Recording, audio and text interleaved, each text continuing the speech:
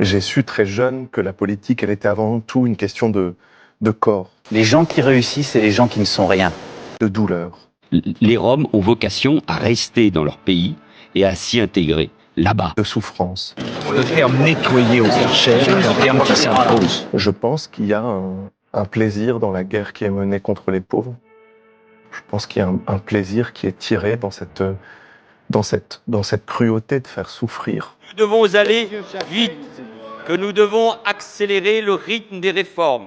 Aussi, sur le fondement de l'article 49, alinéa 3 de la Constitution... D'abord, je vous dis, oui, il y aura une réforme de l'assurance chômage cette année. La violence de classe se manifeste partout, dans tous les détails de la vie, tout le temps, à chaque moment, à chaque instant. Nous avons réussi à nous mettre d'accord. Il y a un monde, une société, une situation, des situations qui nous enferment dans une vie, et donc il y aurait un monde, une société et des moyens politiques de faire sortir de ces vies dans lesquelles on est enfermé, je pense.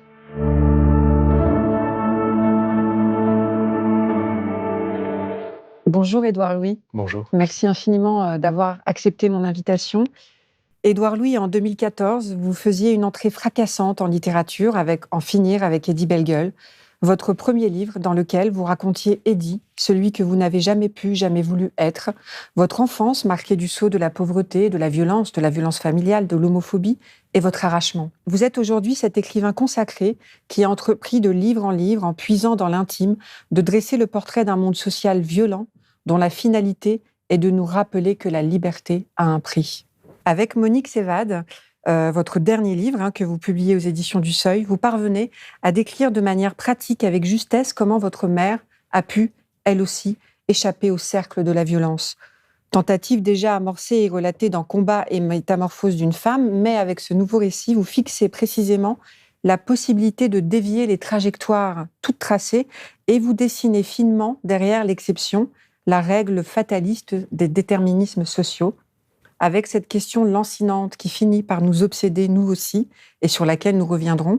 Pourquoi certains fuient, d'autres non? Alors, révélé à 22 ans, vous avez sans doute été un de ces enfants vieillards, selon la formule que j'ai redécouverte grâce à vous, de Marguerite Duras dans L'Amant. Enfant vieillard, une expression qui traduit l'idée que la misère, la vie laborieuse, la domination, expérimentées très tôt, font vieillir de manière accélérée et laissent des stigmates dans les têtes et dans les corps. Cette question des traces dans les têtes et dans les corps constitue, selon moi, un axe important de votre travail et ancre votre littérature dans le politique.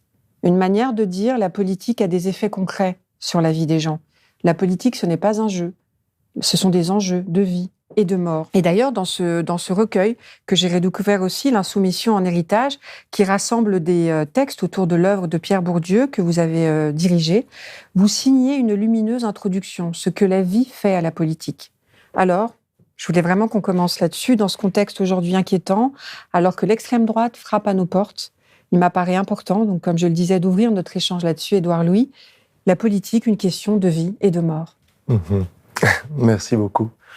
Oui, c'est une idée que j'ai essayé de développer dans mes livres et dans mon travail, qui était une idée qui partait des corps et de la réalité, à savoir qu'il y a une forme de paradoxe étrange dans la politique, qui est que celles et ceux qui font la politique passent leur temps à dénier la réalité de la politique, font comme si la politique était une question d'idées, avant tout de mots, de langage, de débats, alors que pour moi, qui ai grandi dans un milieu précaire, pauvre, structuré par la violence et par la domination, j'ai su très jeune que la politique, elle était avant tout une question de corps, de douleur, de souffrance.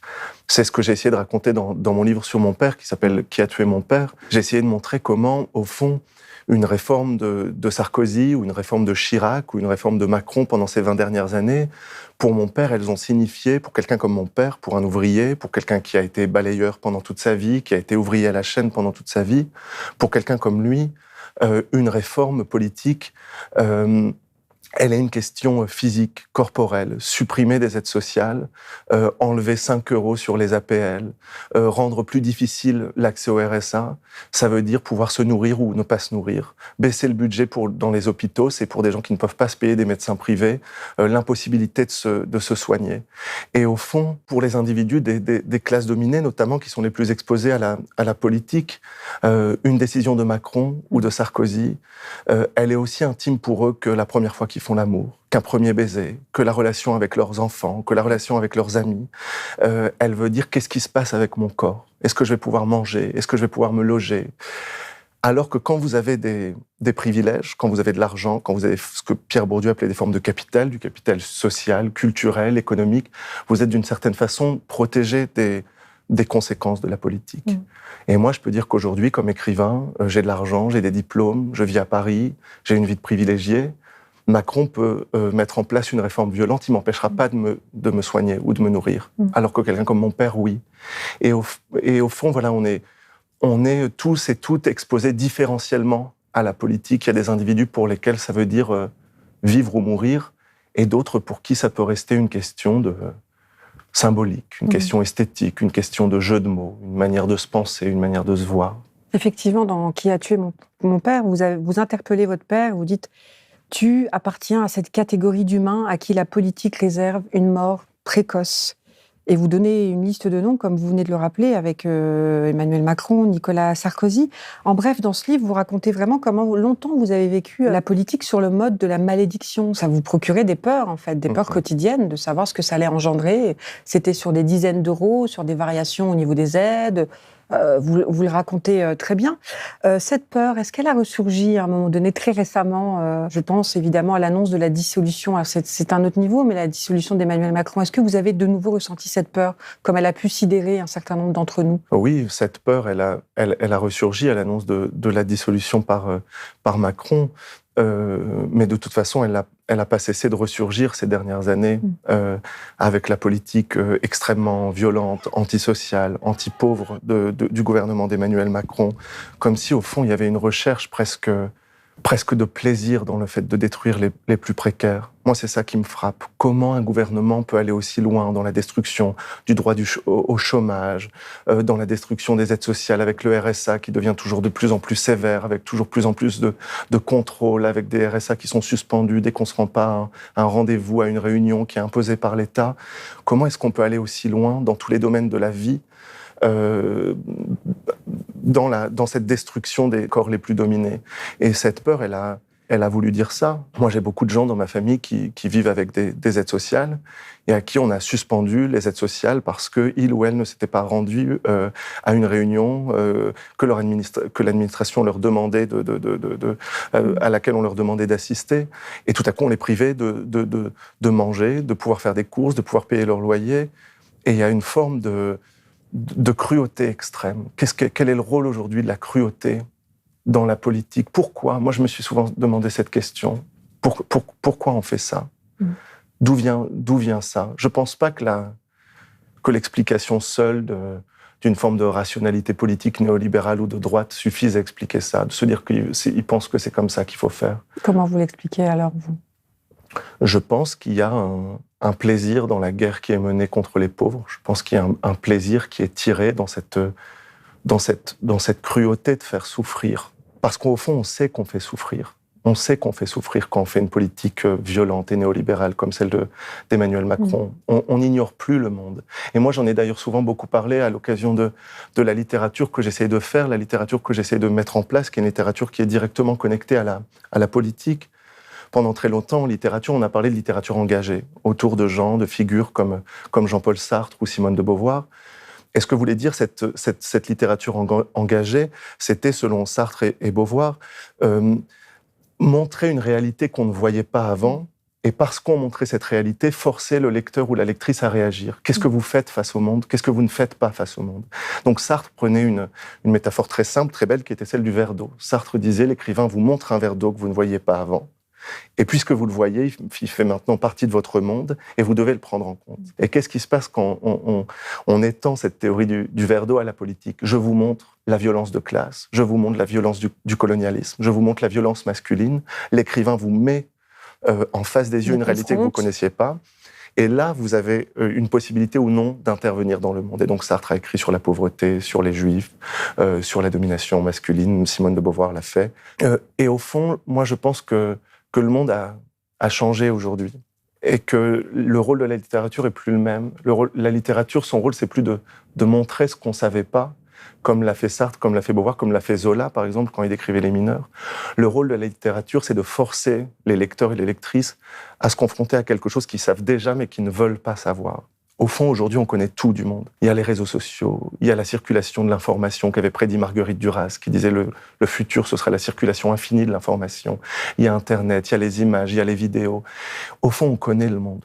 On sait qu'on vit dans un monde raciste, on sait qu'on vit dans un monde inégal, on sait qu'il y a des décomptes tous les jours de féministes qui montrent qu'une femme est tuée un jour sur 2 par un homme, simplement parce qu'elle est une femme dans cette société. Et donc la question de la littérature, c'est plus de montrer, de faire découvrir le monde, mais de forcer à voir ce qu'on ne veut pas voir, et parce qu'on sait déjà. Et donc les gouvernements, pour en revenir au début de la question, les gouvernements savent qu'ils font souffrir. Et donc je ne peux pas m'empêcher de penser qu'il existe là-dedans une forme de cruauté à faire souffrir les pauvres. Moi, j'ai déjà une sœur qui m'a appelé, qui m'a dit j'ai raté un rendez-vous pour m'apprendre à rédiger un CV, on me suspend mes aides pendant 1 mois. J'ai plus d'aide sociale. Comment je paye mon loyer? Comment je fais pour manger? Comment je fais pour nourrir mes enfants? Les individus qui mettent en place des réformes comme celle-là, au moment où ils le font, ils ne peuvent pas ne pas savoir ce qu'ils sont en train de faire. Donc oui, peut-être une rationalité néolibérale, mais aussi un plaisir quasiment psychanalytique et inquiétant, je trouve. Vous pensez que, pour ce qui concerne le macronisme, on pourrait définir comme ça une spécificité, parce qu'on parle beaucoup, notamment en ce moment, de la brutalité langagière de certains mouvements de gauche. Ce que vous venez de dessiner, c'est une brutalité concrète. C'est une brutalité, comme on vient de le dire, qui s'exprime dans des lois et qui a des effets directs sur les individus. Comment vous définissez le macronisme? On a dit un brutalisme, on a dit un... Qu'est-ce qu'on pourrait dire là? Vous venez de dire que c'est quasiment psychanalytique, de votre point de vue. Mais... Oui, c'est vrai. Je le définirais d'abord comme un nouveau mode de gouvernementalité qui se produit dans la brutalité, dans le fait de totalement ignorer toute forme de dialogue, de protestation sociale, de mouvements sociaux. Ça, c'est quelque chose que même la droite classique n'avait pas osé. C'est-à-dire que même sous Chirac ou Sarkozy, qui étaient pourtant des hommes de droite, d'une grande violence, extrêmement conservateurs, extrêmement réactionnaires, même chez des gouvernants comme ceux-là, quand on était face à des grands mouvements sociaux, des grands mouvements de protestation contre la politique droitière qui était menée, les gouvernements de Sarkozy ou de Chirac ont interrompu un certain nombre de choses, ont arrêté des réformes. Moi, j'avais participé à la réforme contre la réforme des lycées de Darcos, j'avais participé au mouvement contre cette réforme. Cette réforme s'était arrêtée. Il y avait des choses qui s'étaient arrêtées, qui étaient repensées après, qui étaient retardées. Mais en tout cas, il y avait une forme de... Même dans cette droite que pourtant j'exècre, il y avait quelque chose de l'ordre d'une sorte de rapport démocratique au mouvement social, même aussi minuscule soit-il. Le macronisme, c'est l'invention ou la réinvention, parce que c'est ce qu'on faisait déjà sous l'Angleterre de Thatcher, d'une ignorance totale de toutes les voix qui s'élèvent, de toutes les protestations, de tous les mouvements sociaux. C'est envoyer la police sur les manifestants, les mutiler. Vous parliez de peur tout à l'heure. Moi, sous Macron, j'ai eu pour la première fois de ma vie peur d'aller manifester. J'avais peur. J'avais peur d'aller dans la rue. Je me disais, on va me crever un œil, on va m'arracher une main, on va me défoncer le crâne, comme ça a été fait à beaucoup de gens, à beaucoup trop de gens. J'avais cette peur. Et donc, je qualifierais, oui, le macronisme d'un brutalisme et aussi d'un extrémisme. Parce que vous savez, très souvent, on qualifie la gauche d'extrémiste et on essaye de discréditer la gauche par son extrémisme. Mais en fait, c'est le macronisme, c'est la droite ou c'est l'extrême droite qui sont extrémistes. C'est pas la gauche. Il y a que le mal qui peut être extrémiste. Le bien peut jamais être extrémiste. Quand vous voulez du progrès social, quand vous voulez de l'amélioration des conditions de vie, comme le veut la gauche, l'amélioration des salaires, l'amélioration des conditions de vie pour les femmes, vous pouvez pas aller aussi jusqu'au bout. On peut pas créer une société, on aimerait bien, mais on peut pas créer une société idéale dans laquelle tout le monde serait absolument à égalité, dans laquelle tout le monde serait absolument heureux, dans laquelle il y aurait un bonheur qui serait partagé de manière absolument pure et parfaite par tout le monde. Le bonheur, il peut jamais être extrême. On peut essayer de l'atteindre, on peut essayer toujours de faire mieux, mais il ne peut pas être extrême. Alors que la violence, elle peut être extrémiste. Il n'y a que la droite qui peut être extrémiste, dans le fait d'enlever, justement, des aides sociales, dans le fait de faire souffrir, dans le fait d'expulser les migrants, dans le fait de tirer des balles dans les yeux des manifestants jusqu'à ce que leurs yeux explosent. Ça, c'est extrémiste. La gauche, elle ne peut pas l'être. C'est très important ce que vous dites. Alors, comment vous expliquez ce grand retournement idéologique et sémantique qui nous amène effectivement à entendre ici et là de parler des extrêmes, c'est-à-dire de mettre au même niveau une gauche qui serait extrême et une extrême droite? Et comment cette banalisation accompagnée évidemment médiatiquement et politiquement de l'extrême droite qui conduit presque à la libérer de son étiquette infâme antisémite, c'est-à-dire qui n'est même plus adossée à celle de l'extrême droite, mais qu'on essaie aujourd'hui d'accoler à la gauche. Comment vous expliquez cette situation, cette grande confusion? Cette grande confusion, elle est de l'ordre du triomphe du mensonge en politique. C'est quelque chose que Hannah Arendt avait déjà analysé au milieu du XXe siècle, l'importance de plus en plus grande du mensonge dans la politique. Donc d'essayer de discréditer la gauche, les mouvements sociaux, les mouvements progressistes, en inventant des formes de violence qui porteraient, en inventant une forme d'extrémisme dont ils seraient les représentants. Et c'est drôle d'ailleurs parce que toutes ces stratégies de mensonges en politique, elles sont utilisées aujourd'hui par des commentateurs et des commentatrices politiques, par des membres de la petite bourgeoisie éditorialistique ou culturelle, qui sont les mêmes qui s'indigneraient de la fake news chez Bolsonaro, chez Trump, en disant « Mon Dieu, aujourd'hui, c'est la post-truth, il n'y a plus de vérité ». Et en fait, on se rend compte que des gens qui se perçoivent comme des bourgeois bien élevés utilisent en fait les mêmes rhétoriques que ces gens d'extrême droite, comme Trump qui ment tout le temps, comme Bolsonaro qui ment tout le temps. Et il faut aujourd'hui justement refuser le découpage du monde politique qui est proposé par les réactionnaires et imposer notre propre langage politique, c'est-à-dire les extrêmes. Pour moi, aujourd'hui, dans l'élection législative du 30 juin et du 7 juillet en France, il y a deux extrêmes. C'est l'extrême droite de Bardella et l'extrême violence néolibérale de Macron, de Attal, de leur gouvernement. Et contre ça, il y a une tentative de progrès, tentative d'amélioration des conditions de vie, une tentative d'amélioration du bonheur, qui sont représentés par le Front populaire et par la gauche. Et encore une fois, qui ne sont pas extrémistes, même s'ils voulaient l'être. Moi, j'adorerais être un extrémiste du bonheur. J'aimerais le bonheur extrême, j'aimerais l'égalité extrême. La redistribution extrême. La redistribution extrême. Sauf qu'on sait que quand on a expérimenté ça politiquement, on a échoué, on a produit de la violence, que ça ne peut pas se produire comme ça, que ça doit être toujours un travail recommencé pour aller toujours vers le mieux. C'est aussi cette très belle idée de Jacques Derrida que j'aime beaucoup quand Derrida dit la démocratie, c'est toujours à venir. La démocratie, c'est ce qui est jamais terminé. Quelqu'un qui vous dirait « ça y est, on est en démocratie » serait quelqu'un qui serait par définition antidémocratique. Qui serait totalitaire. Exactement, qui serait totalitaire parce qu'il ne laisserait pas la place à de nouvelles choses qui surgiraient, justement. Eh bien, la gauche, c'est comme la démocratie. On peut toujours avancer, on doit toujours se construire, on n'arrivera jamais à l'extrême perfection, mais on doit en rêver. Donc oui, soyons des rêveurs, des extrémistes du bonheur. Et c'est précisément ce que vous dites dans une tribune que vous venez de faire paraître dans le magazine Les Inrecuptibles, signé avec Geoffroy de la Gannerie, où vous dites finalement, on a parlé de la peur, de la torpeur dans laquelle cette situation nous met, et que le récit médiatique nous encourage à rester un peu saisis. Et il faut en sortir justement en agissant et en développant un nouveau langage, en développant un nouveau récit, comme vous venez de le faire. Et vous laissez entendre que dans ce moment très particulier, très charnière, on le sait tous, maintenant on est à quelques jours du premier tour de ces élections législatives très tendues, quelque chose de cet ordre-là est possible. Un moment particulier, l'histoire l'a révélé, l'histoire l'a confirmé. Ce sont dans des moments aussi inquiétants que le meilleur peut surgir. Exactement. On a pris dans cet essai avec Geoffroy de la Gannerie qu'on a rédigé ensemble l'exemple du Front populaire en 1936, qui est un exemple qui est très remobilisé en ce moment à l'occasion de la situation politique qu'on traverse, et qui est un moment où l'extrême droite était extrêmement puissante à travers toute l'Europe d'ailleurs, comme c'est le cas aujourd'hui, qui ensuite d'ailleurs a repris le pouvoir, puisqu'on connaît la période atroce qui s'en est suivie avec la Deuxième Guerre mondiale et le nazisme. Mais avant ça, au milieu des années 30, il y a une montée de l'extrême droite qui est déjà terrifiante à ce moment-là, déjà plus qu'inquiétante à ce moment-là. Et à cette occasion-là, les gauches vont se réunir, vont créer le Front populaire de 1936, les socialistes, les communistes, d'autres fractions de la gauche vont se mettre ensemble et vont en fait, étrangement et paradoxalement, profiter de cette montée de l'extrême droite pour se donner de la force, pour s'unir, pour se mobiliser, pour transformer des choses. Et ce qui est incroyable avec le Front populaire de 1936, c'est que le Front populaire, à ce moment-là, au moment où il gagne, dans ce contexte-là, met en place des réformes dont on bénéficie encore aujourd'hui, 100 ans plus tard.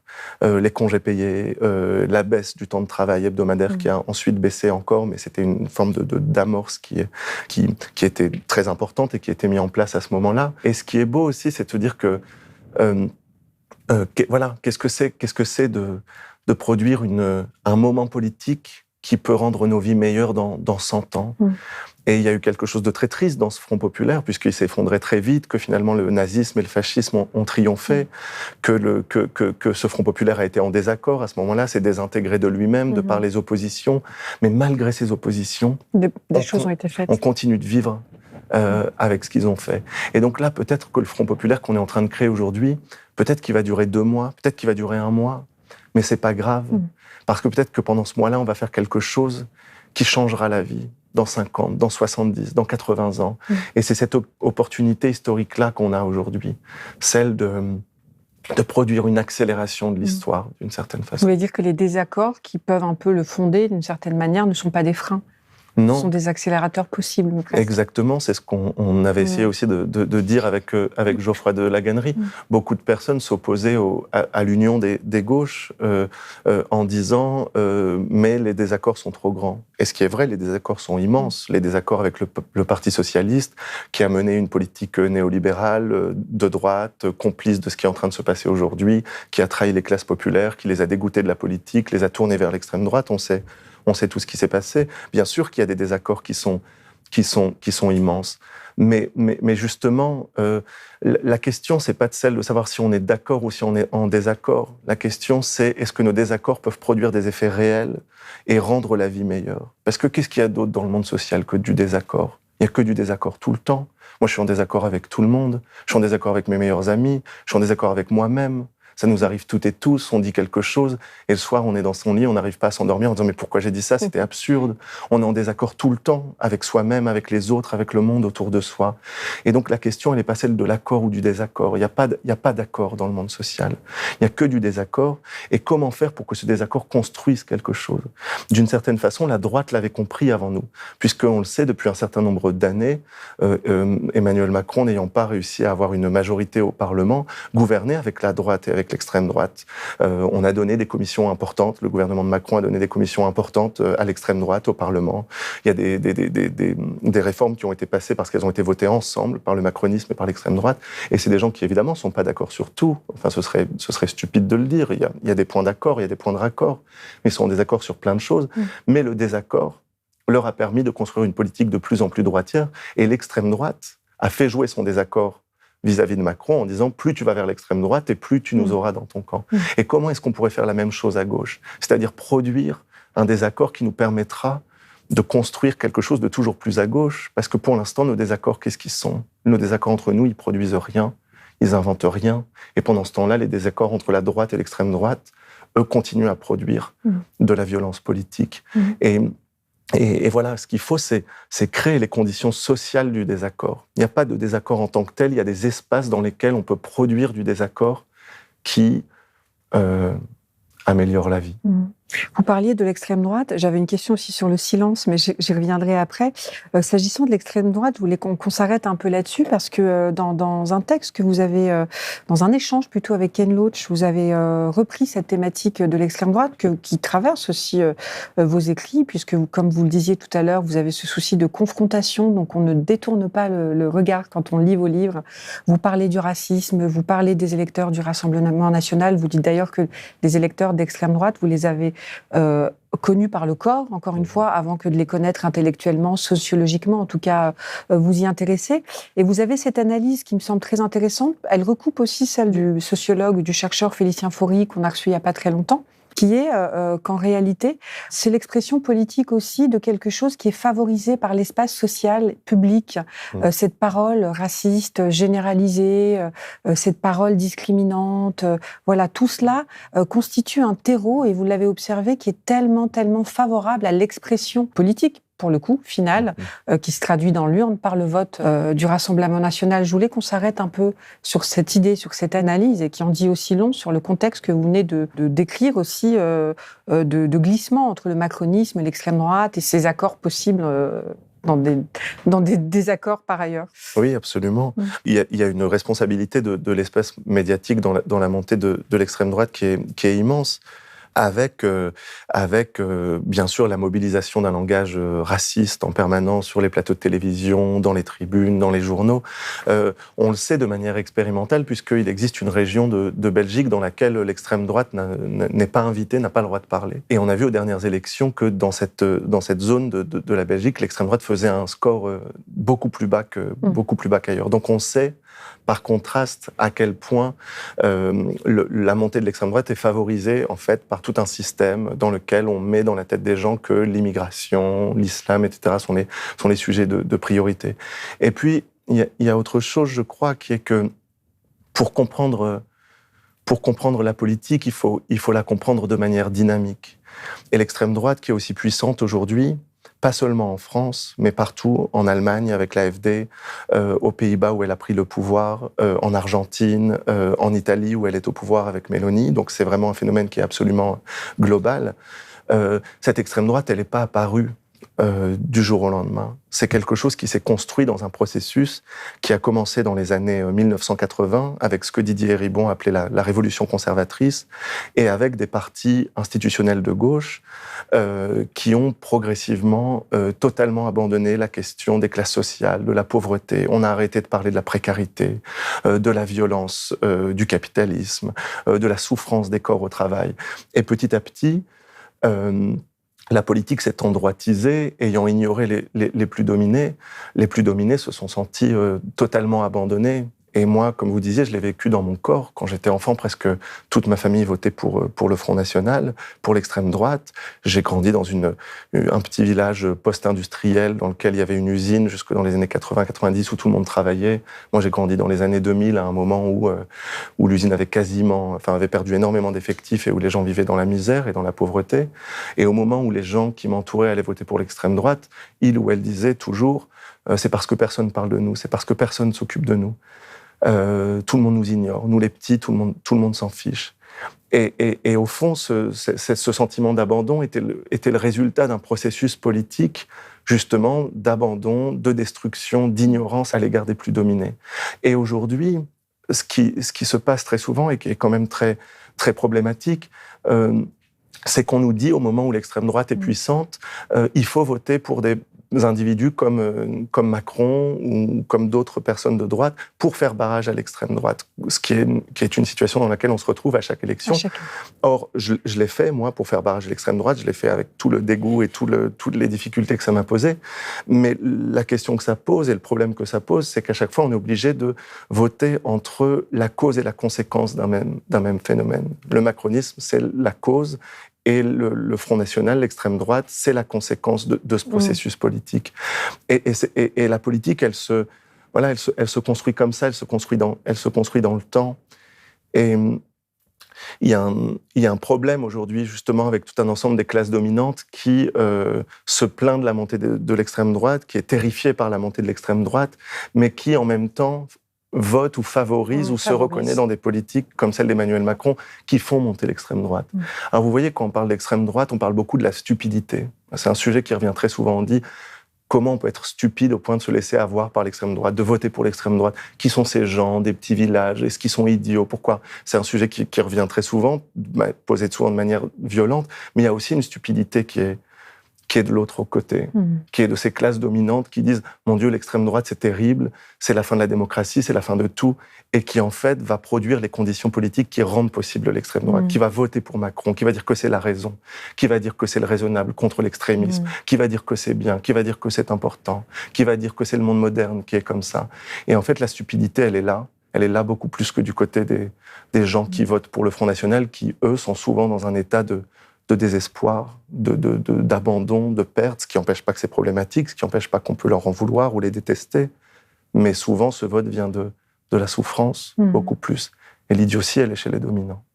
Elle est chez les dominants, qui, j'avais envie de vous demander, est-ce qu'on n'est pas quand même dans un moment où le vote, y compris pour l'extrême droite, est quand même de plus en plus assumé, en tout cas médiatiquement, la parole s'est totalement libérée, c'est un vote d'adhésion, c'est un vote dont certains dominants, comme vous dites, sont très fiers d'assumer aussi. Voilà, il y a quand même, j'ai l'impression, dans ce moment que nous sommes en train de vivre, un petit basculement aussi de ce point de vue-là. Un pas supplémentaire, j'ai envie de dire, quand, voilà, avec des appels à voter Rassemblement National plutôt qu'au Front Populaire, enfin des choses assez incroyables qu'on est en train de vivre. En tout cas, de ce qu'on comprend dans cet échange aussi, c'est que vous pointez vraiment qu'il y a une opportunité historique, inventer un nouveau langage, être une réelle alternative. Et aussi, ça m'intéressait en tant qu'intellectuel, quand vous disiez par moment, ce qu'on comprend en filigrane, c'est qu'aussi il faut apprendre à faire silence. Et peut-être que la gauche doit aussi apprendre à faire silence. Je veux dire par là, ne pas intervenir tout le temps, partout, surréagir. Il faut politiser aussi cette question médiatique. C'est une question que j'aborde beaucoup, moi, dans les échanges. Je sais que vous êtes très sensible à ça. Il y a beaucoup d'événements auxquels vous avez refusé de participer. Et ce n'était pas un fait de censure, mais c'était juste faire silence pour ne pas prêter, donner des gages à un discours que vous ne vouliez pas légitimer. Voilà. Est-ce que vous pourriez peut-être juste dire un mot sur ce positionnement-là qui peut être aussi une clé ? Oui, bien sûr. On sait que l'extrême droite a été aussi puissante ces dernières années, aussi parce qu'elle a, d'une certaine manière, gagné une bataille psychologique, une bataille des cerveaux, où elle est devenue présente dans tous les cerveaux, et où le jeu politique de ces dernières années consistait souvent à commenter tout ce que disait l'extrême droite. L'extrême droite disait la moindre absurdité fasciste, raciste, misogyne, homophobe, et puis ça devenait quelque chose qu'on se mettait à commenter dans tous les journaux, dans les tribunes, pour s'indigner. Et on sait qu'aux États-Unis, ça a été une des conditions de la victoire de Trump, où Trump disait justement des absurdités racistes, elles étaient en une du New York Times tous les 2 jours pour déconstruire ce qu'il disait.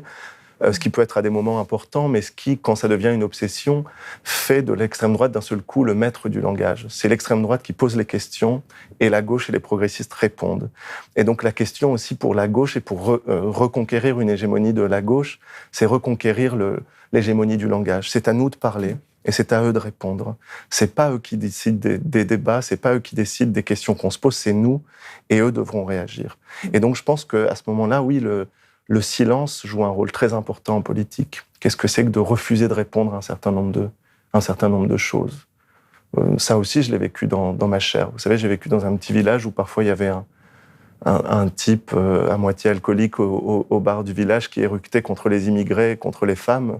On l'ignorait, on ne l'écoutait pas, en fait. On rendait son discours inaudible. En fait, c'est cette stratégie-là qu'il faut utiliser en politique à certains moments. Plutôt que de participer à la surenchère, comme c'est le cas en ce moment. Voilà, et aussi de prendre un recul parfois sur des questions politiques qui est important. Ce que vous disiez, par exemple, juste avant, ça m'intéressait sur la question de l'extrême droite de plus en plus assumée, notamment dans une partie des classes dominantes qui revendiquent, qui assument le fait qu'elle se reconnaît dans les idées de l'extrême droite. Ce que je crois, c'est qu'il a toujours, ou en tout cas depuis longtemps, existé un peu 2 extrêmes droites, qui est quelque chose qu'on peut voir avec le recul, qui est une extrême droite des dominants et une extrême droite des dominés. Donc il y a une extrême droite des dominants, qui est une extrême droite idéologique, raciste, homophobe, de panique face à la libération des trans ou des femmes, par exemple, qui passe par des gens qui ont fait des études, qui interviennent dans les médias, qui ont lu des livres et qui ont un discours constitué autour de cette extrême droite qui est voulue, attendue et défendue. Et puis, il y a de l'autre côté une extrême droite des classes populaires qui, je crois, est pas la même. Et ça, c'est intéressant pour la gauche, c'est que... moi, j'ai souvent vu, et c'est une théorie qu'a Chantal Mouffe, qui est une grande théoricienne politique, c'est que très souvent, dans les classes populaires, quand on allait voter à l'extrême droite, je veux dire, pas moi, mais quand les personnes autour de moi allaient voter pour l'extrême droite, ces personnes allaient le faire pour des raisons de gauche. en fait. On allait voter à l'extrême droite parce que les personnes autour de moi voulaient une vie meilleure, moins de précarité, moins d'abandon, avoir de meilleurs salaires, avoir accès à l'hôpital, pouvoir acheter des cadeaux à leurs enfants à Noël ou à leur anniversaire, sortir de la précarité, de l'humiliation permanente.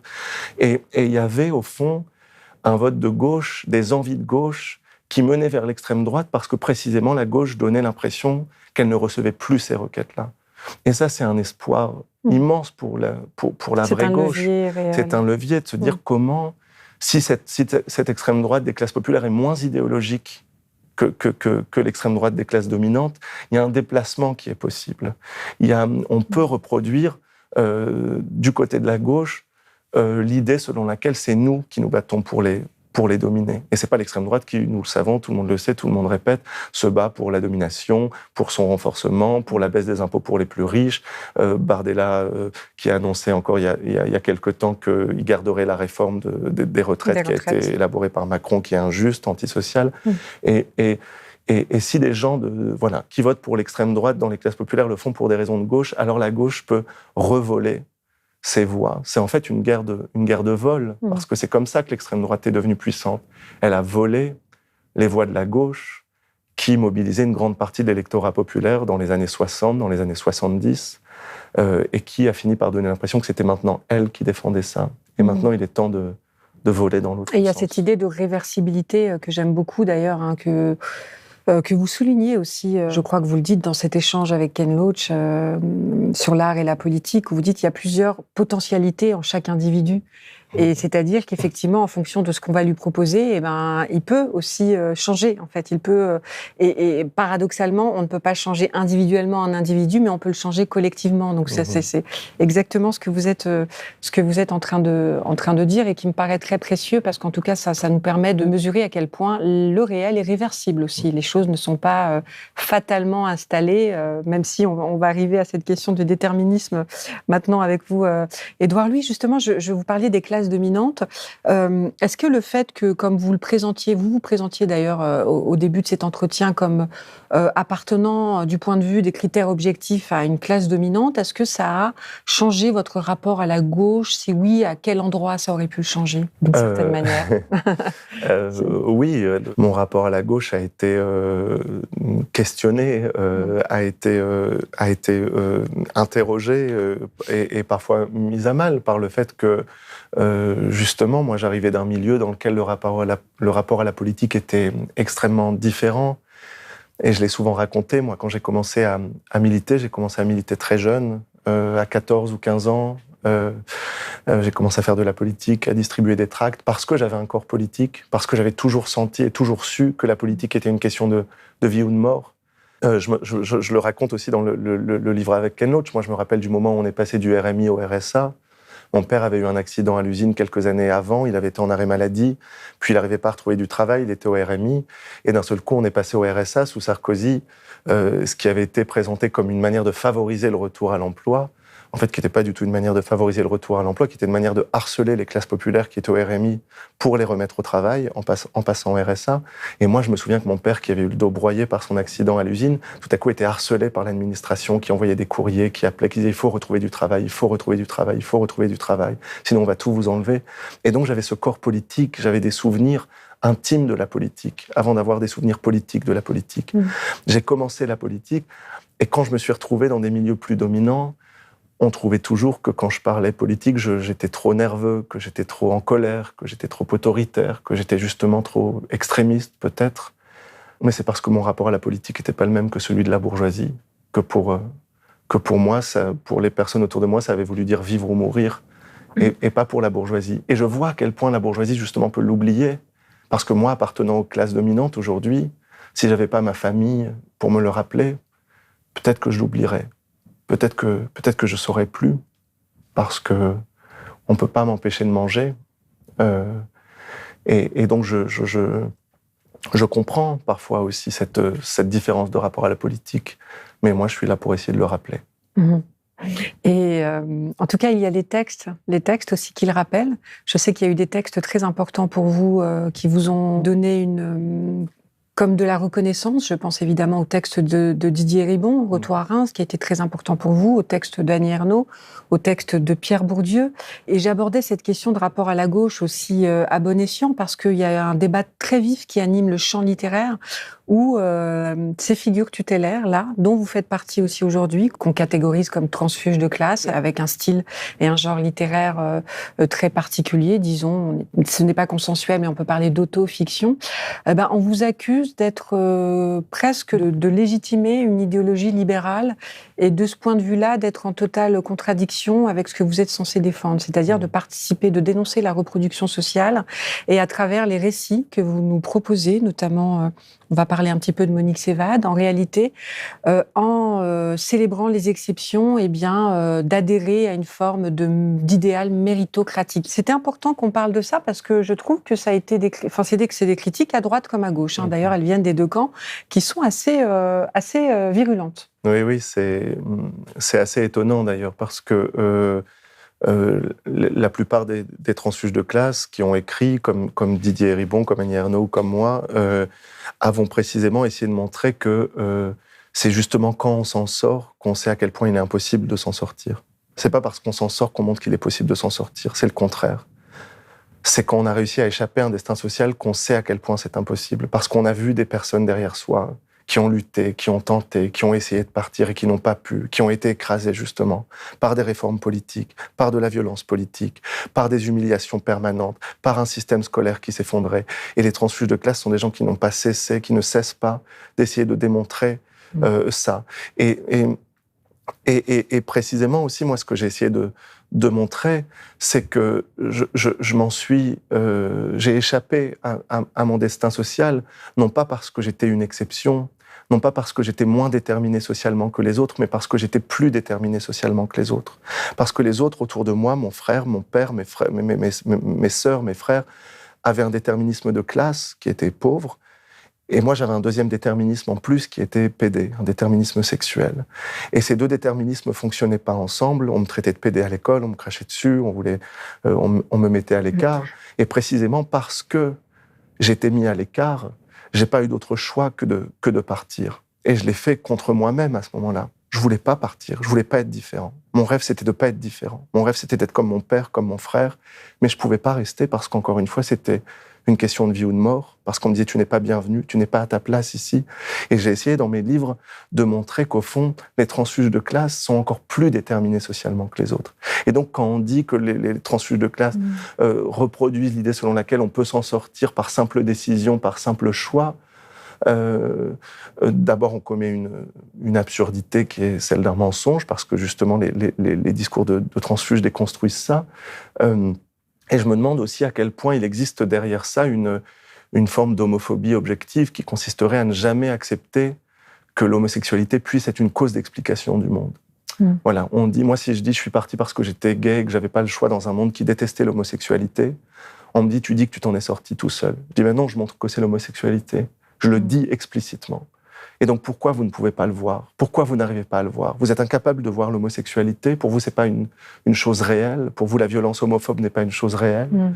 Et donc, il y a une forme de contre-feu réactionnaire contre aujourd'hui de ces nouvelles voix qui émergent et qui justement, en fait, déconstruisent toute la violence de la reproduction sociale, des classes, du genre, de la sexualité.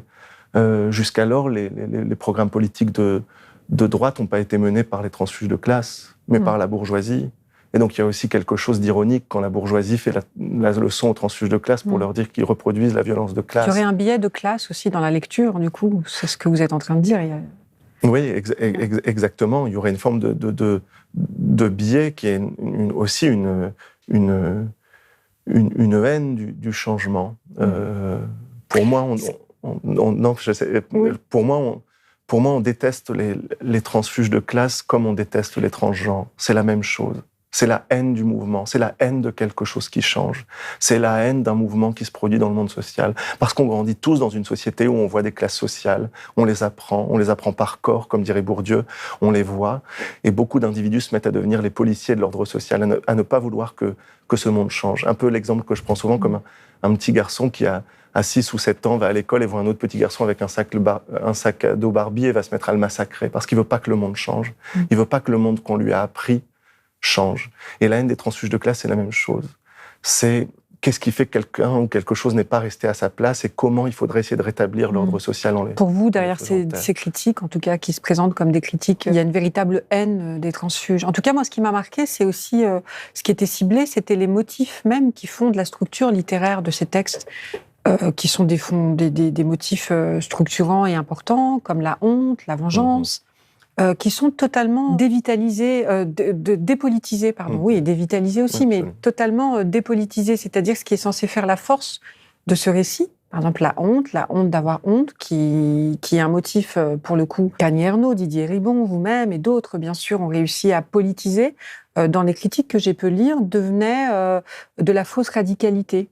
Et par exemple, un texte comme Monique Sévade, dont on va parler maintenant, parce que ça répond aussi à ce que vous définissez comme le double déterminisme. Monique, c'est votre mère et c'est une femme. Et Monique, ça pourrait être le nom de toutes les femmes depuis la nuit des temps qui ont été victimes des violences faites aux femmes. Absolument. Donc il y a cette idée de dépolitiser aussi le récit en tant que tel. Est-ce que vous le ressentez aussi un peu comme ça? Oui, on a beaucoup reproché aux transfuges de classe le fait de mettre la lumière sur des mécanismes sociaux qui se traduisent dans l'affect. Voilà. Le dolorisme, j'ai pu le dire. Voilà, le dolorisme. Le fait d'avoir honte, le fait d'avoir honte d'arriver à l'école et de pas être habillé comme les autres, le fait d'avoir des dents abîmées parce qu'on appartient à un milieu social qui n'a pas eu les moyens de nous envoyer chez le dentiste, d'être confronté à des classes dominantes et d'avoir honte de ça. Comme si, au fond, c'était une manière presque anecdotique de faire la politique, comme si c'était moins important que les grandes structures marxistes du capital, de la place dans les rapports de production. Alors que ce que je crois, c'est l'inverse. C'est qu'une des grandes révolutions qu'apporte l'écriture des transfuges de classe, c'est de voir à quel point la violence de classe se manifeste partout, dans tous les détails de la vie, tout le temps, à chaque moment, à chaque instant. Et ça rend encore plus en colère contre la violence de classe. Parce que ce que j'essaie de montrer, par exemple, avec Monique Sévade, c'est que ma mère, au moment où elle s'évade de chez un homme qui la traite mal, et au moment où elle arrive chez moi, où elle va se réfugier, je commence à parler d'elle et de sa vie, et je me rends compte qu'il y a tout un ensemble de choses auxquelles elle n'a jamais eu accès dans sa vie. Je lui dis, est-ce que tu veux que je te commande à manger? Parce que ma mère était fatiguée, elle venait de fuir de chez cet homme. Est-ce que tu veux que je te commande à manger? Je lui propose de lui commander des plats libanais à ce moment-là, et ma mère me dit, j'ai jamais goûté de ma vie. Et je me dis, ma mère a 56, 57 ans, elle n'a jamais goûté la cuisine libanaise, alors que les enfants de la bourgeoisie à Paris sortent à 17 ou 18 ans quand ils sont étudiants, essayent des choses, vivent des vies. Jusqu'où va la dépossession? Et en enquêtant sur ma mère, je me suis rendu compte que ma mère n'avait jamais traversé une frontière de sa vie. Elle n'avait jamais voyagé dans un autre pays de sa vie. Elle n'avait jamais pris l'avion de sa vie. Elle n'avait jamais dormi dans un hôtel de sa vie. Et le transfuge de classe, c'est la personne qui voit à quel point la violence de classe va s'immiscer dans tous les détails, va être partout. C'est pour ça que les transfuges ont ressenti des syndromes de honte, souvent très importants. Vous êtes quelqu'un qui arrive d'un milieu dominé, vous arrivez dans des classes plus privilégiées, et puis d'un seul coup, on va se mettre à se moquer de votre accent, de votre manière de s'habiller, des chaussettes que vous portez, des chaussures que vous portez, de la manière dont vous baissez votre pantalon ou vous le laissez. Moi, je me souviens, quand j'étais enfant, dans les classes populaires, on baissait le pantalon, le jogging, et on laissait apparaître les fesses, qui était un truc des clips de rap. Et moi, je faisais ça parce que tous les garçons le faisaient dans mon milieu. Et je suis arrivé à Amiens, dans un lycée bourgeois, et tout le monde me disait « Mais pourquoi tu fais ça? C'est ridicule ». Et d'un seul coup, j'avais honte de la manière dont je m'habillais, dont on m'avait appris à m'habiller. Je portais des fausses sacoches Lacoste qu'on vendait, comme ça, qu'on achetait sur le marché noir, que je mettais autour du cou. Les gens me disaient « Mais c'est ridicule ». J'avais des dents abîmées parce que ma famille avait jamais pu m'emmener chez le dentiste. On me disait « Pourquoi t'as les dents comme ça ?» Et au fond, tout ça, justement, c'est pas des détails. Tout ça, c'est aussi la violence de classe. Et c'est aussi la raison pour laquelle il est aussi difficile de sortir de son destin social et de passer d'une classe sociale à une autre. Parce qu'entre une classe et une autre, il n'y a pas une porte. Il y a 800 portes. Il y a la manière dont on s'habille, la manière dont on mange, la manière dont on traite ses dents, la manière dont on parle, l'accent qu'on a ou pas. Et tout ça, c'est pas des détails. C'est justement grâce à cette technologie des 800 portes, de l'accumulation des détails, que les classes dominantes peuvent tenir les classes dominées à l'écart, qui font qu'elles sont jamais légitimes. Jamais légitimes. Parce qu'il y aura toujours quelque chose qui ne va pas, qui leur fermera la porte. qui fait qu'on leur donnera pas un diplôme, qui fait qu'on leur donnera pas un concours, qui fait qu'on les prendra pas après un entretien d'embauche, qui fait qu'on leur donnera pas un logement. Il y a toujours quelque chose qui va pas. Et donc, il y a en fait un renversement de la hiérarchie traditionnelle entre ce qui compte et ce qui ne compte pas, ce qui est un détail et ce qui est le centre. Et c'est ça aussi qu'apportent les transfuges de classe.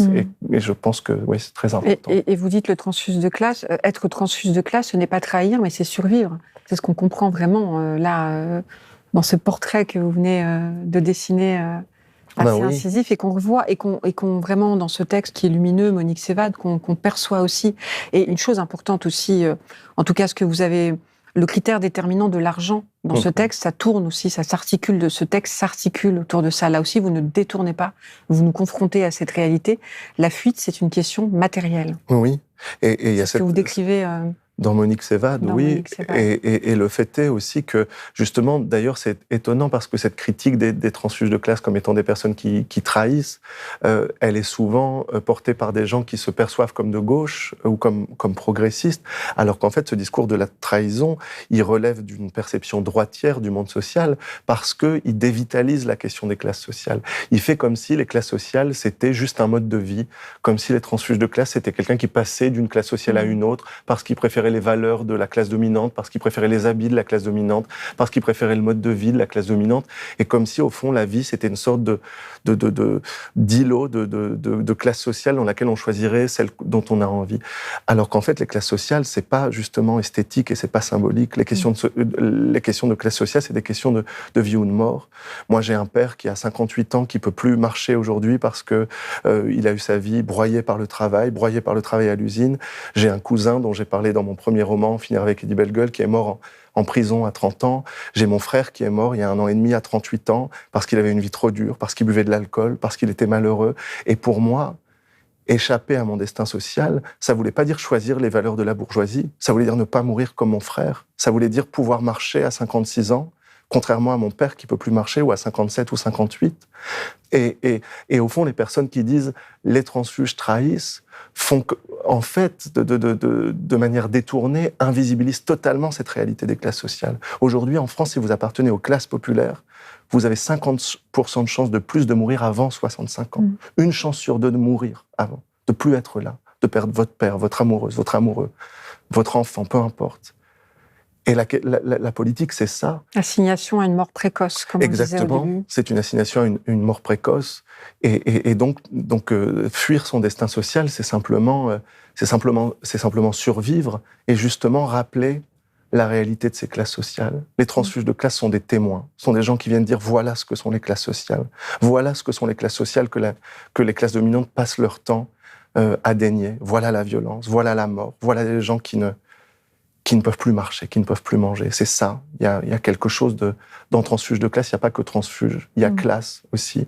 Et pour moi, c'est aujourd'hui les témoins les plus importants. Et c'est aussi pour ça qu'ils dérangent. Parce qu'il y a une forme de révolution. Ça fait trembler l'ordre. C'est ce que fait Monique aussi.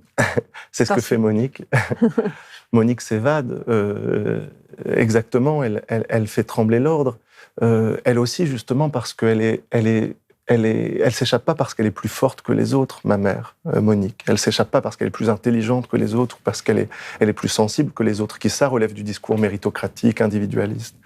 Ma mère, elle s'évade pour plusieurs raisons, mais une de ces raisons, c'est aussi justement parce qu'elle est plus déterminée socialement que les autres. Que comme femme, elle a un déterminisme de classe, pauvre, et un déterminisme de genre, femme. Et que ces 2 déterminismes produisent une double violence qui fait qu'elle va être à un moment dans une situation dans laquelle elle va pouvoir s'échapper. Puisque les hommes des classes populaires avec lesquels j'ai grandi, ceux de ma famille, mais aussi autour, très souvent, les hommes qui vivaient la violence avec l'illusion de l'élection, ce que Karl Marx appellerait l'aliénation. L'idée que si j'ai une vie violente, c'est parce que je l'ai choisie. Je bois de l'alcool parce que je suis un homme, parce que je suis fort. Je fais des choses violentes parce que je fais une performance de ma masculinité.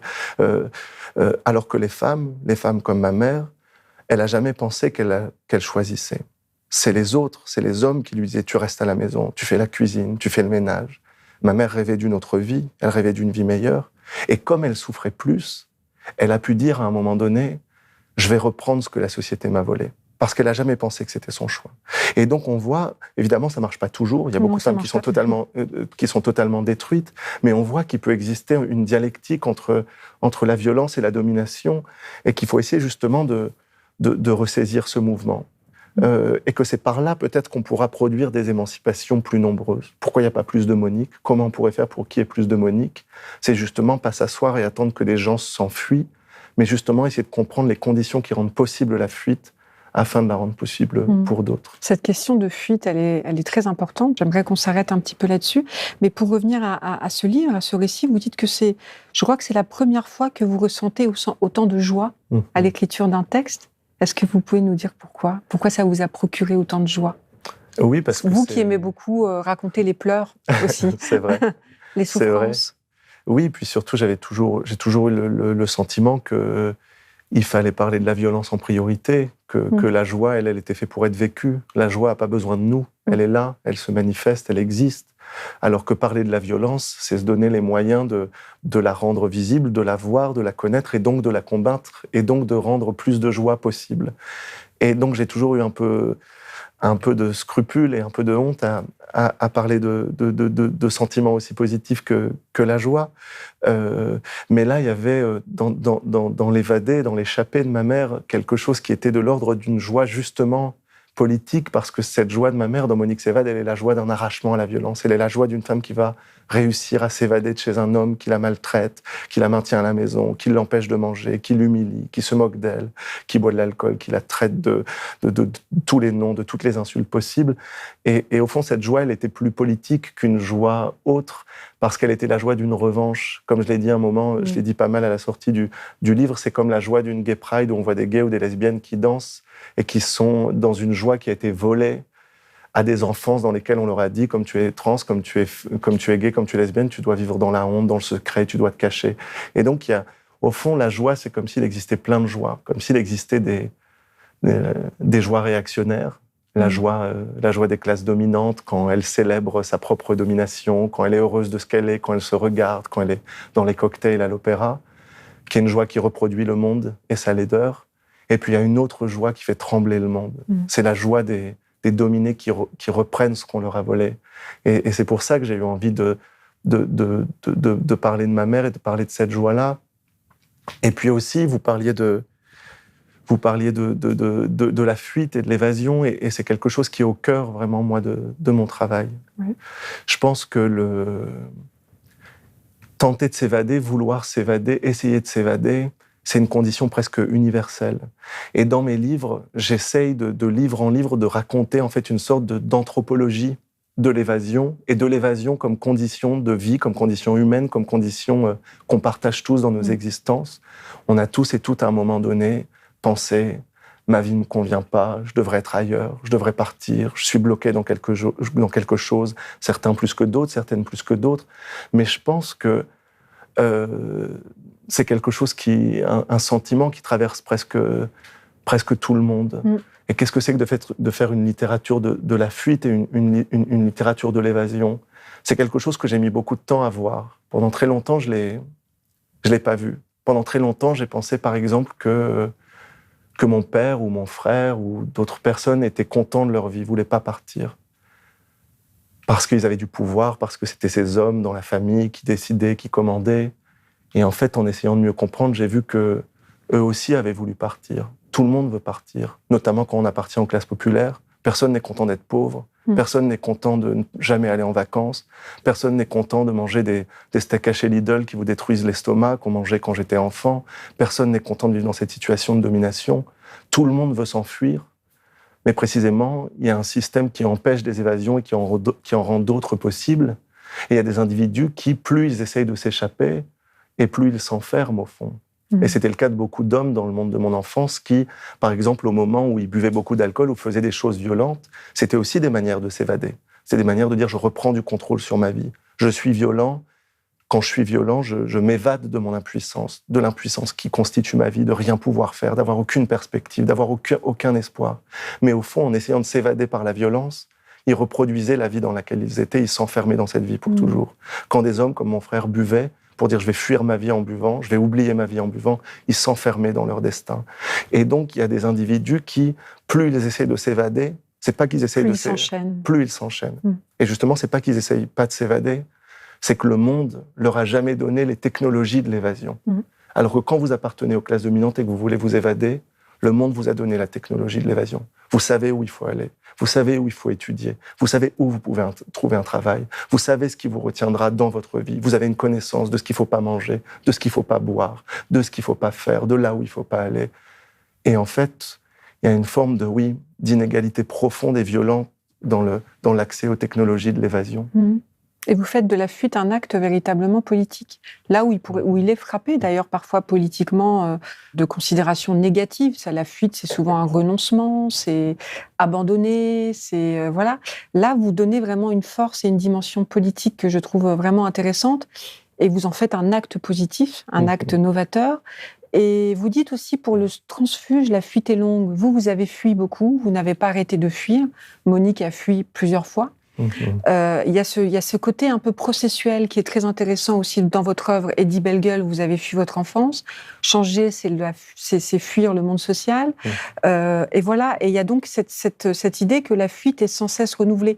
Vous fuyez aussi, j'ai envie de dire presque dans différentes scènes. Aujourd'hui, vous faites du théâtre, de la littérature, du cinéma. J'aimerais bien aussi qu'on s'arrête sur cette idée de fuite processuelle, sans cesse renouvelée, identitaire presque. Oui. Il faudrait toujours pouvoir s'enfuir. Il y a une anecdote que j'aime beaucoup dans un livre d'Hervé Guibert qui s'appelle « À l'ami qui ne m'a pas sauvé la vie » et qui est un livre sur Michel Foucault et sur son amitié avec le philosophe Michel Foucault. Et Hervé Guibert apporte une phrase que lui a dite un jour Michel Foucault, où Michel Foucault a le sida, va mourir du sida, il est mort du sida. À ce moment-là, il y a une dénégation des gouvernements de ce qui est en train de se passer, de la violence qui empêche les médicaments d'être recherchés et d'être éventuellement trouvés. Donc les personnes qui ont le sida savent qu'elles sont condamnées. Et il y a des premiers centres qui se mettent en place dans lesquels les personnes qui sont séropositives se rendent et où elles savent en gros qu'elles vont mourir quand elles iront là-bas parce qu'il n'y a pas d'espoir, il n'y a pas d'espoir de s'en sortir.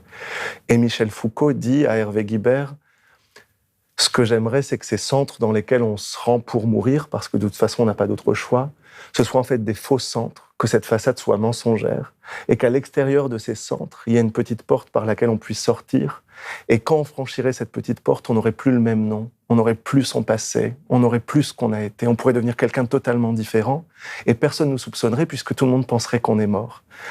Et j'ai toujours trouvé cette scène bouleversante et cette idée dont parle à travers cette situation dramatique, cette idée dont parle de Michel Foucault de pouvoir changer, de pouvoir créer un monde dans lequel on a le droit de changer, dans lequel on a la possibilité de changer. Et comment est-ce qu'on pourrait inventer ça politiquement, une capacité à fuir tout le temps. Je l'ai raconté quand j'ai publié Monique s'évade. Qu'est-ce que ce serait que de créer un ministère de la métamorphose, par exemple? On sait déjà comment transformer des individus. Il y a des programmes en Italie pour des individus qui sont poursuivis par la mafia, par exemple. Eh bien, on leur donne un nouveau nom, on leur donne des nouveaux papiers, on les cache, on les envoie ailleurs, on les envoie dans une autre ville, on leur donne un nouvel appartement. Les États savent faire ça. Les États connaissent des technologies pour faire changer la vie. Et pourquoi est-ce qu'on ne produirait pas une possibilité politique de se transformer, sachant justement que cette impossibilité de fuir qu'on ressent parfois, elle est une souffrance politique qui est gigantesque, qui est au fond une souffrance aussi grande que celle que peut produire l'homophobie, la domination masculine. Et on fait des ministères du droit des femmes, on fait des ministères de lutte contre la discrimination, parfois la droite l'enlève ensuite, la gauche essaie de les rétablir. Mais pourquoi pas des ministères de la métamorphose et pourquoi pas élaborer collectivement la possibilité de s'enfuir? Combien de femmes ont vécu toute une vie en se disant « j'aurais voulu partir, j'aurais voulu fuir ». Et je ne l'ai pas fait. Et en fait, et notamment la littérature est coupable dans la mesure où la littérature a souvent amené ce sentiment à un sentiment individuel, comme si c'était justement pas politique, comme si les classes sociales c'était politique, comme si la question du féminisme et des femmes était politique, mais comme si la question de se sentir enfermé dans sa vie était simplement quelque chose d'extra intime qu'on ressent quand on regarde par la fenêtre le paysage au loin, alors qu'en fait non, il y a un monde, une société, une situation, des situations qui nous enferment dans une vie, et donc il y aurait un monde, une société, et des moyens politiques de faire sortir de ces vies dans lesquels on est enfermé, je pense. Me vient spontanément peut-être une question pour finir, mais dans la logique de notre discussion, je me demandais qu'est-ce que ça pourrait être fuir sous un gouvernement d'extrême droite, si jamais l'extrême droite arrivait au pouvoir. Quelle dimension donner à la fuite? Parce qu'on n'y a pas vraiment réfléchi, mais est-ce que ça pourrait vous inspirer quelque chose? Oui, La fuite. bien sûr. Enfin, c'est comme beaucoup, c'est une question que je me suis posée. Je me suis dit, mais si l'extrême droite parvient au pouvoir en France, comment je fais? Est-ce que je pars? Est-ce que je peux rester ici? J'ai peur en tant que gay, j'ai peur en tant que personne de gauche. Est-ce que je dois partir ou pas? Je pense qu'on est nombreux et nombreuses à se poser cette question-là. Et au fond, c'est presque quelque chose aussi qu'il faudrait organiser politiquement, la question de la fuite. Quand, par exemple, les talibans ont pris le pouvoir en Afghanistan, moi, je me disais, la responsabilité de la France, ce serait d'envoyer des avions toute la journée, tous les jours, pour que tous les gens qui ont envie de fuir, tous les gens qui ne se reconnaissent pas dans ce type de politique violente, puissent s'enfuir, puissent venir en France, qu'on puisse, d'une certaine manière, voter avec ses jambes, voter avec ses pieds, voter pour un système contre un autre, se déplacer, aller ailleurs. Et ce serait une utopie politique qui serait magnifique, mais évidemment qui est très difficile à réaliser. Mais j'aimerais partir, sans doute, oui. Et évidemment, on se pose aussi la question de savoir, mais est-ce qu'il ne faut pas rester pour lutter? Mais c'est compliqué aussi. C'est compliqué parce que on ne peut pas toujours vouloir lutter contre une violence qu'on n'a pas choisie. C'est très lourd, la lutte. C'est très lourd d'être soldat malgré soi, de devoir se battre malgré soi. On n'en a pas toujours l'envie, on n'en a pas toujours la force. Et peut-être que la fuite, elle est une réponse aussi à cette alternative. Fuir, faire fuir d'autres. D'autant plus que fuir, c'est raconter la fuite. Et raconter la fuite, c'est donner la possibilité à d'autres de fuir. Moi, je me suis enfui parce que j'avais su que d'autres gens avaient fui. Et c'est ça aussi le problème quand on parle de fuite, de transfuge de classe, de personnes qui s'en vont. On fait toujours comme si la personne qui fuyait, quand elle le racontait, elle faisait ça toute seule. Mais quand on dit ça, on oublie la matérialité de la narration de la fuite. Raconter une fuite, c'est rendre la fuite possible matériellement, dans les corps, dans les chairs, dans le monde matériel qui nous entoure, parce que, puisque des individus entendent parler de la fuite, ils se mettent à voir la fuite comme quelque chose de possible et de pensable. Et toutes les personnes autour de vous qui se sont enfuies l'ont fait parce que une narration de la fuite a précédé. Simone de Beauvoir, qui écrit Le deuxième sexe et qui raconte comment on peut, d'une certaine manière, fuir les mécanismes de l'oppression, de la domination masculine, elle a rendu possible pour tout un ensemble de femmes de s'enfuir d'une situation. Et Simone de Beauvoir n'était pas au gouvernement. Simone de Beauvoir n'a pas pu mettre en place des réformes. Elle n'avait pas ce pouvoir. Mais sa narration, la narration de ce que c'est que d'être une femme, de la violence que ça représente, était déjà quelque chose de physique, presque autant qu'une réforme politique. Et c'est pour ça aussi qu'il est important de raconter des histoires. Oui, c'est la force de ce jeu universel, de l'autofiction, on peut le présenter comme ça. Oui, exactement, un jeu qui est aussi le jeu des autres. Qui est le jeu des autres. Et qui est la possibilité de le dire, la possibilité de dire « je ». Voilà, ça, je pense que c'est important. C'est important. Merci infiniment, Édouard Louis, pour cet entretien. Merci beaucoup. En tout cas, voilà, je l'ai trouvé particulièrement lumineux et j'invite tous les gens qui nous regardent à lire Monique s'évade aux éditions du Seuil. Merci infiniment. Merci infiniment.